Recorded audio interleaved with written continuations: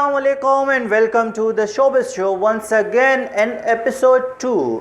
Showbiz Show के बारे में आपको मैं पहले ही बता चुका हूँ, मैं दोबारा बता देता हूँ। इसमें होगा वो सब कुछ जो कि हो रहा है पाकिस्तानी शोबिज़ इंडस्ट्री में, चाहे वो फिल्म हो या टीवी, चाहे वो ड्रामा हो, चाहे वो अवार्ड शो हो, जो भी हो, हम रहेंगे आपके साथ और आपको रखेंगे बाखबर लम्हा ब लम्हा। तो ये है द शोबिज़ शो एपिसोड 2।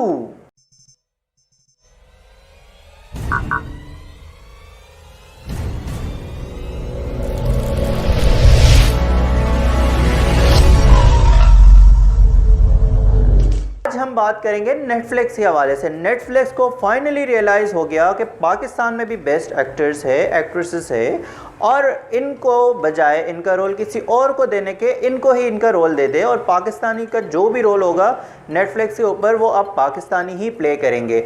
जैसे कि रिसेंटली अभी आहद रज़ा मीर का अभी एक बहुत ही बड़ा सरप्राइजिंगली, खैर सरप्राइज़ तो नहीं, वो तो है ही, ज़बरदस्त एक्टर है, वो पहले भी कैनेडियन थिएटर कर चुके हैं आहद रज़ा मीर। लेकिन अब भी जो नेटफ्लिक्स ने किया है वो नेटफ्लिक्स की ओरिजिनल सीरीज़ है रेजिडेंट ईविल के नाम से एक है, और उसके ऊपर अभी आहद रज़ा मीर जो है उसमें ओरिजिनल में कास्ट ऑलरेडी हो चुके हैं, और वो आ रहा है 14 जुलाई को रिलीज़ हो रहा है नेटफ्लिक्स के ऊपर ऑल ओवर द वर्ल्ड। तो ये एक बहुत ज़बरदस्त खबर है। इसमें मज़ीद तफसीलात में अभी आपको ये बता देता हूँ कि कोई कैरेक्टर के हवाले से रिलीज़ नहीं हुआ है। इसके अलावा जो है कैरेक्टर के हवाले से कोई प्रेस कॉन्फ्रेंस नहीं की गई, इवन दो कि नेटफ्लिक्स ने ख़ुद भी कोई इस हवाले से अभी कोई भी इंफॉर्मेशन शेयर नहीं की है। लेकिन हमें पता चला है आहद रज़ा मीर के इंस्टाग्राम की स्टोरी से। तो Ahad Raza Mir, best of luck for your future, and Netflix thank you so much for recognising Pakistani actors in the world of showbiz. दूसरी आहद की ही हम बात करें तो रमज़ान प्ले का एक ट्रेलर जो है अभी टीज़र रिलीज़ हुआ है, बल्कि 2 टीज़र रिलीज़ हुए हैं, जिसमें हम टीवी के ऊपर जो है एक ड्रामा आएगा रमज़ान में 9 बजे, हम तुम के नाम से, जिसमें Ahad Raza Mir, Ramsha Khan, Sara Ali Khan and Junaid Khan, they are the main lead. ये लोग जो है इसमें किरदार अदा कर रहे हैं। बहुत सारी सपोर्टिंग कास्ट है, बहुत लंबी सपोर्टिंग कास्ट है।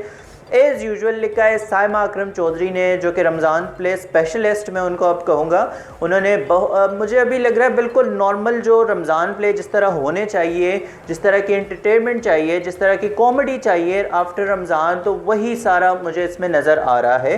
आप लोगों का क्या रिएक्शन है इसके बारे में, आप लाजमी हमें बताइएगा। Ahad Raza Mir is the one of the finest actor right now in Pakistan. हम तुम के हवाले से मैं अगर बताऊँ तो ज़बरदस्त टीज़र अभी जारी किया है। साइमा अकरम चौधरी ने कभी मायूस नहीं किया, जिस तरह उन्होंने सुनो चंदा 1, 2, इसके अलावा जो है चुपके चुपके, इश्क जलेबी जैसे ड्रामे लिखे रमज़ान के लिए। तो मैं उम्मीद करता हूँ कि इतनी बड़ी कास्ट के साथ डेफिनेटली ये ड्रामा भी सुपर हिट जाएगा। अब हम बात करेंगे अभी नेक्स्ट मार्वल ने जो एक ट्रेलर रिलीज़ किया है अपनी सीरीज़ का, उसके बारे में बात करेंगे। ट्रेलर में हमारे पास हमने देखी अपनी एक्ट्रेस निम्रा साहिबा को देखा, जो कि हॉलीवुड में वो सीरीज़ में काम कर रही है। इसके अलावा फवाद ख़ान और महविश हयात, इन दोनों का भी जिक्र था कि ये दोनों भी उस फिल्म का हिस्सा है, लेकिन उस सीरीज़ का हिस्सा है। लेकिन हमें ट्रेलर में कहीं भी फवाद ख़ान नज़र नहीं आया, जिस पे हमारे लाखों लोगों ने फवाद ख़ान को जो है फवाद ख़ान से कुछ सवालात भी किए, और कुछ लोगों का तो कहना ये था कि शायद फवाद के हाथ से वो रोल ही चला गया है, इसलिए फवाद को ट्रेलर में ही नहीं डाला। फवाद हमारे लिए, हमारी इंडस्ट्री का फवाद ख़ान जो है वो बॉलीवुड के जैसे शाहरुख खान है, तो फवाद ख़ान हमारे लिए ऐसे ही है।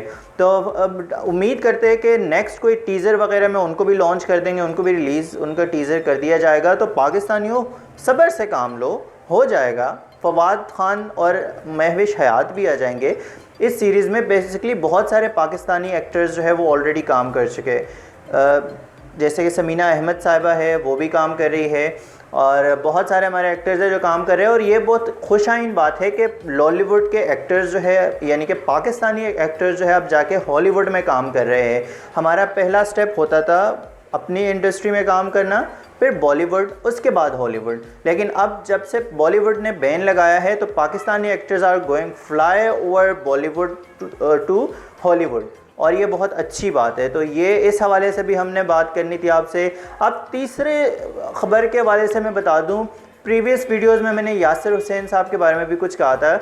यासिर हुसैन साहब की एक इंस्टा स्टोरी उन्होंने लगाई जो कि मुझे कुछ समझ ही नहीं आई, शायद आप लोगों को आई होगी, तो आप लोग बताइएगा। क्रिटिक्स और रिव्यूज़ वालों के लिए थी कि ये क्रिटिक्स और रिव्यूज़ जो करते हैं ड्रामों की या किसी भी चीज़ की, तो वो बेवकूफ़ 1 मिनट का कोई क्लिप प्रोड्यूस करके देख ले और उसके बाद उसको, मुझे समझ नहीं आया। यासिर साहब, अगर आपको कोई इशू था तो आप बेवकूफ़ का वर्ड क्यों इस्तेमाल करते हैं? हमें आपसे जैसे बहुत सारे इश्यूज़ है, हम नहीं इस्तेमाल करते आपके लिए बेवकूफ़ वर्ड, क्योंकि हमें पता है ये आपकी अपनी पर्सनल लाइफ है।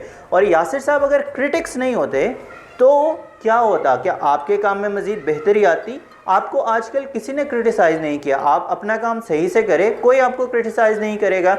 दूसरी बात यह कि अभी रिसेंटली उनके बारे में उस डिबेट वो भी चलती रही, फिर बहुत सारे लोगों ने उसके ऊपर भी कमेंट किए और लोग इससे बेसिकली इतने ज़्यादा खुश नज़र नहीं आए, और डेफिनेटली होना भी नहीं चाहिए था, क्योंकि यासिर साहब का जो लफ्ज़ है, आप अपनी स्टेटमेंट दें, आप बिल्कुल राइट रखते हैं, लेकिन आप अपनी स्टेटमेंट में बेवकूफ़ का वर्ड इस्तेमाल कर रहे हैं टीवी शो रिव्यू करने वाले या क्रिटिक्स के लिए, तो ये चीज़ मुझे कुछ हज़म नहीं हुई।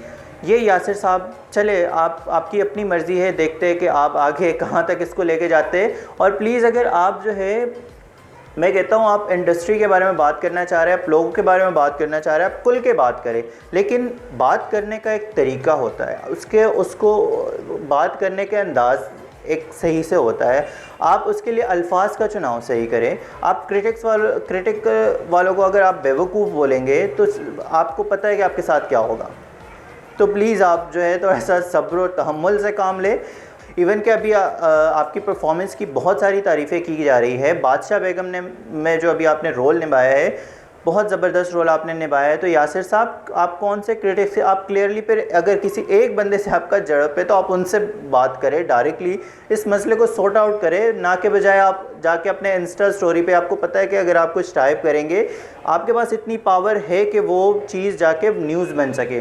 तो प्लीज़ आपसे रिक्वेस्ट है कि थोड़ा सा अल्फाज का चुनाव अगर आप सही करें तो बेहतरीन हो जाएगा। इसके बाद हम बात करेंगे पाकिस्तानी OTT प्लेटफॉर्म्स जो है उनके रिवाइवल की हम बात करेंगे, बल्कि उसके स्टार्ट होने का उन्होंने जो एक स्टेप लिया है पाकिस्तानी OTT प्लेटफॉर्म ने, जैसे कि उर्दू फ्लिक्स है, टैम्प TV है, और बहुत सारी प्लेटफॉर्म्स जो है वो अब आहिस्ता आहिस्ता से आ रही है। उर्दू फ्लेक्स के ऊपर अगर मैं कंटेंट की बात करूं तो बहुत ही हमारे जो बड़े नाम है वो उसके ऊपर नज़र आपको आएंगे। अभी सबा कमर का रिसेंटली उसके ऊपर जो है एक शो रिलीज़ हुआ है, तो जाके लाजमी आप देखिएगा। वो भी उसका ट्रेलर मैंने देखा है, बहुत इंटरेस्टिंग लग रहा है मुझे। इवन के टैम्प TV ने अभी जो है 12वां खिलाड़ी रिलीज़ किया है, जो कि बहुत एक, मैं कहता हूँ, एक उम्दा पेशकश है।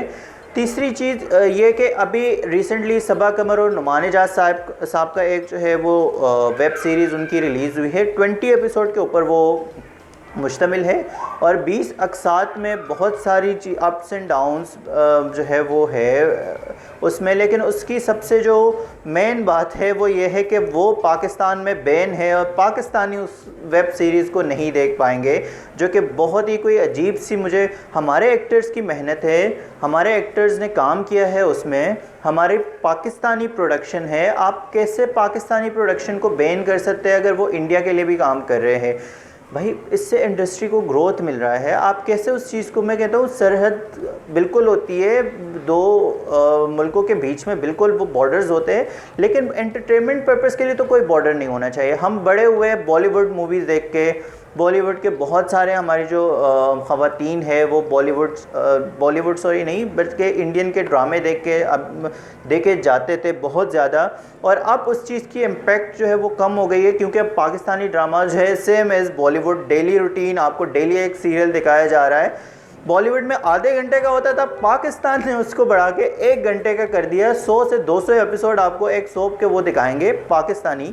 हालांकि ये चीज़ जो है अभी स्टार्ट की है ARY, जियो, हम TV, PTV, सब ने एक लाइन पकड़ के अब एक ने चला दी, दूसरा उसके पीछे पीछे जा रहा है। उनको पता है ये चीज़ TRP लेकर आ रही है, ये चीज़। तो इस हवाले से मैं बात करना चाह रहा था आपसे।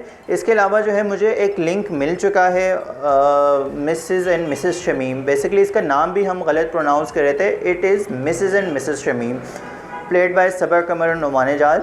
और वो मुझे एक लिंक जो है वो ऑफिशियल्स की तरफ से मिल चुका है, तो मैं भी जाके उसको देखूंगा। अभी मैं देख रहा हूँ, लेकिन बहुत ही कुछ अमेजिंग सरप्राइज़ तो मैं बिल्कुल भी नहीं हुआ उनकी परफॉर्मेंस से। वो हमेशा से ही अच्छा काम करते आ रहे थे, बहुत ही ज़बरदस्त उसको स्क्रीन प्रेजेंट किया गया है, और जैसे कि एक इंटरनेशनल प्रोजेक्ट होना चाहिए था, बिल्कुल ऐसे ही है। इससे पहले हमने देखा था कातिल हसीनाओं के नाम, मैंने वो भी ऑफिशियल से लेके वो लिंक उस पर देखा था। उससे पहले धूप की दीवार, वो मैंने अभी तक नहीं देखा। इसके अलावा जो चुड़ैल्स, मैं अगर अभी रेट करूं मिसेस एंड मिसेस शमीम को छोड़ के, तो इंडिया के लिए जितनी भी हमने वेब सीरीज़ बनाई है उसमें मैं चुड़ैल्स को सबसे पहले नंबर पे रखूँगा। अगर आप लोगों ने नहीं देखा तो आप अभी देख भी नहीं सकते, आप सब्र करें, जब बैन ख़त्म हो जाएगा उसके बाद सब्सक्रिप्शन आप पाकिस्तान से कर सकते हैं, और उसके बाद आप देख सकते हैं, ये सारी चीज़ें फ्रीली आप देख सकते हैं। तो ये थी आज की हमारी द शोबिज़ शो की दूसरी एपिसोड। इसके अलावा सना जावेद के बारे में बात करेंगे। बहुत सारी चीज़ें जो है अब स्टार्ट हो गई है, सना जावेद के अगेंस्ट में जा रही है वो चीज़ें, उसके बारे में मैं आपको थोड़ा सा रिपोर्ट करूं। मिनाल सलीम का जो रिएक्शन था वो तो था ही, अब बहुत सारे मेकअप आर्टिस्ट ने भी सना को लीगल नोटिस जो है वो जारी कर दिए हैं, और देखते हैं कि क्या होता है। और अगर इतने सारे लोग सना एक चीज़ के ख़िलाफ़ है आपको कह रहे हैं, तो आपको सेल्फ़ असेसमेंट करनी चाहिए कि क्या है, क्या वाकई में मैं ऐसी चीज़ें करती हूँ जो कि लोगों को लगता है कि सही नहीं है। आप एक अपॉलॉजी नोट लिख देती, कोई कुछ भी नहीं होता, सब आपको जो है ना वो क्या कर लेते, कुछ भी नहीं, वो आपको कह देते कि चलो हैप्पी। और उसके ऊपर आप अगर उनको लीगल नोटिस शेयर कर रही है, आप किस को लीगल नोटिस शेयर कर रही है, किसी का आपके साथ जो रिएक्शन है, वो इंटरेक्शन है, वो कुछ सही नहीं रहा है, तभी तो वो इस किस्म की बातें कर रहे हैं। तो प्लीज़ मेरी रिक्वेस्ट है आप सबसे कि आप थोड़ा इस मामले को आप काम कर लें, क्योंकि बहुत सारे लोग सब सना के अगेंस्ट जो है वो आ चुके हैं। तो सना अगर इतने सारे लोग अगेंस्ट होते हैं तो डेफिनेटली कुछ ना कुछ लाजमी होता है। ये था द शोबिज़ शो का दूसरा एपिसोड, और उम्मीद करता हूँ आपको पसंद आया होगा। अगर वीडियो पसंद आई है, अगर शो पसंद आया है, तो please like, share, comment and subscribe. और इंस्टाग्राम और टिकटॉक पर मुझे लाजमी फॉलो कर लीजिएगा।